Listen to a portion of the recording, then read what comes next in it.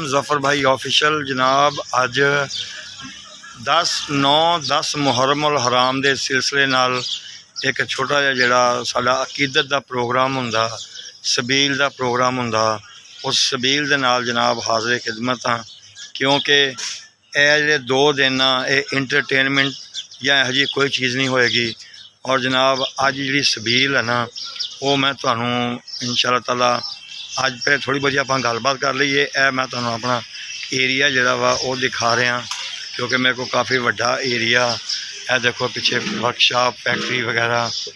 तो ये जनाब पता की हैगा, जिहड़ा 9-10 का सिलसिला हुंदा ना, ये तुहानूं पता ही है कि असीं लाजमी करते हैं। और ये साडी ये मुहब्बत अकीदत जिहड़ी है ना, ये ओहदा एक कड़ी है, एक सिलसिला वा। और जनाब इस जी ना शायद लोग कई दफ़ा समझ लेंदे आ भी शायद अहले तशरीफ़ वगैरह नहीं, उनका एक अपना तरीकाकार आ, साडा अपना तरीकाकार आ। अहले तशरीफ़ भी मुहब्बत रखते होणगे, बहुत मुहब्बत रखते आ, वो अपनी जगह ते आ। असी अहले सुन्नत हाँ, साडा तरीकाकार अपना वा। और असी जनाब खादम होने के नाते, पंजतन पाक के घराने के नौकर होने के नाते असी ये सारा जिहड़ा सिलसिला ना ये करते हैं। और सबील का एहतमाम करते हैं। और कुछ लंगर खैरात वगैरह इहदा भी हुंदा वा।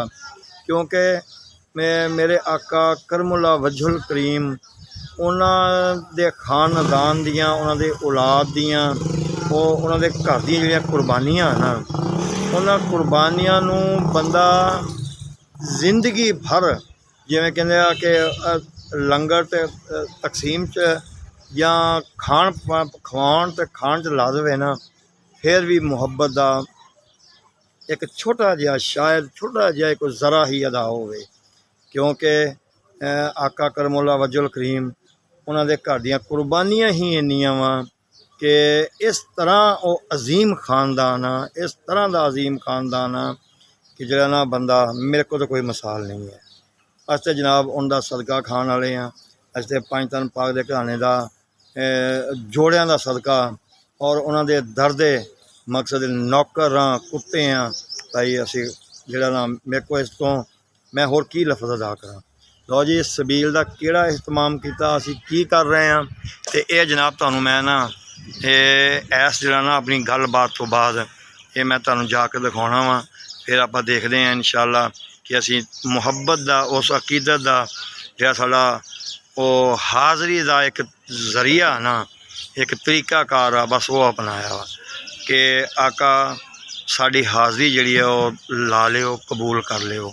लो जी, अगला सिलसिला जिहड़ा ना वो मैं हुण तुहानूं सबील का जिहड़ा ना आपां जगह बनाई उत्थे चलते हैं, उस जगह तुहानूं दिखाउणा जनाब। चलो फिर चलते हैं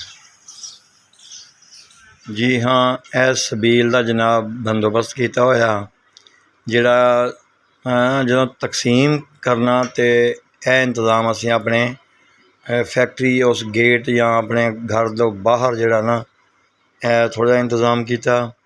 तो ये पिछे जिहड़ा ना जिहड़ा इस पानी की तैयारी वास्ते, ताकि ये काफ़ी जिहड़े ना पानी जिवें कहंदे कोक फैंटा फलान ढेंग इदां जिहड़े आ वो, वैसे कोक तो नहीं असीं इस्तेमाल किया। क्यों? क्योंकि कोक नाल तो बाईकाट हैगा। कोक टाइप जिहड़ा पानी जिहड़ा नैक्स्ट वगैरह या इस तरह साढ़े पाकिस्तान दियां मेन कंपनियां उन्हां पानी इस्तेमाल किया। क्योंकि जिहदे नाल बाईकाट आ उनकी कोई चीज़ इस्तेमाल करना बनता नहीं साढ़े आस्ते। तो ये जनाब इंतजामात जिहड़े आ वो बजाते खुद असी खुद भी, मैं खुद भी देख लो तकसीम भी कर रहे हैं। और फिर ये बच्चे वड्डे सब लगे हुए आ। इस दिन असी 2 दिन जिहड़े ना वो असी अपने फिरके अहले सुन्नत के मुताबक असी अपनी वालों अपनी पूरी मुहब्बत का इजहार करदियां होया ना ये कोशिश करते हैं। और हर आए गए नूं, हर आउण जाण वाले नूं खुद आवाज़ ला के, खुद बुलवा के, बिठा के उनकी खिदमत करी दी है, इसलिए कि हो सकता कि आका हुसैन पाक राज़ी हो जाए।